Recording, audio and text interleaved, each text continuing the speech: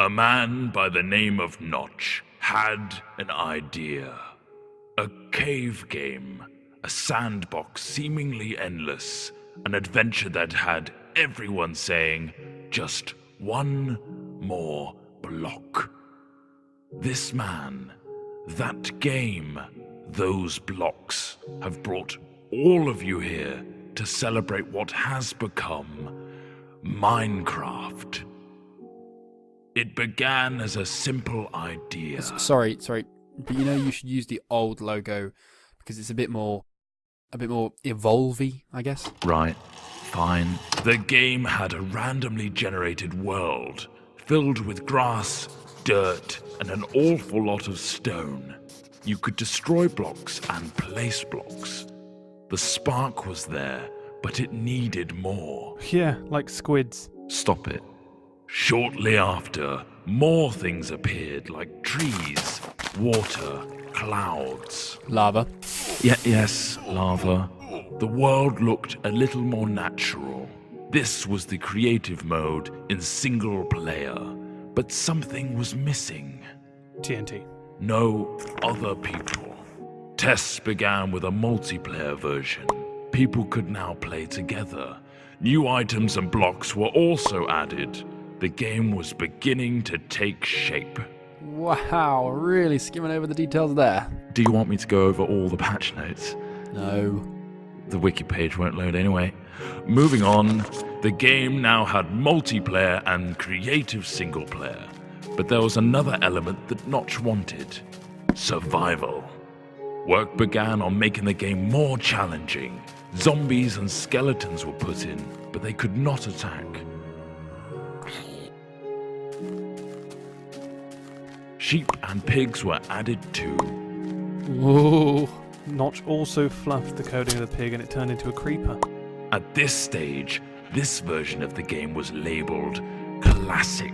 Classic. Brilliant. Then from Classic came the in-dev version. What on earth does that mean? No idea, not important. Dynamic lighting was put in, a new sound engine, and more importantly, crafting was introduced. Then came InfDev. Sorry, what? InfDev introduced a big feature to the world: infinite terrain. No longer was the player constrained to a square world, but now it stretched endlessly. Ore was randomly placed in the world to discover, and other tweaks and introductions were made, like 3D clouds, minecarts and tracks, and also dungeons. Then, the first major version of the game was released. Not like released, but just available? Yeah, pretty much. Fridays became Secret Fridays, where random things were added.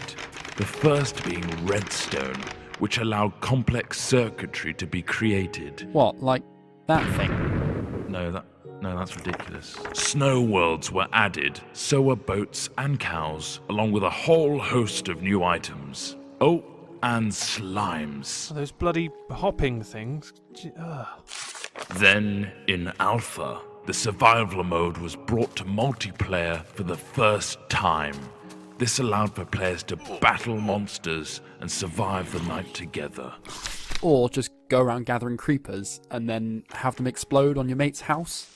The next big patch came on Halloween of 2010 and introduced the Nether. This threatening place was full of zombie pigmen and the eerie cries of the ghast. Not to mention a considerable amount of lava. The game hit beta. Ta-da! Lots of new things were added in beta, like dispensers, note blocks, cake, redstone repeaters, and beds. The lighting also got a smooth upgrade. Wolves were now on the prowl, and you could tame one as a pet with a stash of bones. Weather was introduced, including snow, lightning storms, and rain. Oh, look how cute that wolf is shaking off the rain. Aw. We finally found ourselves in 1.6 with the introduction of maps. A new way to navigate the endless blocks of Minecraftia. Things got pushy in 1.7 with pistons, leading to some clever contraptions.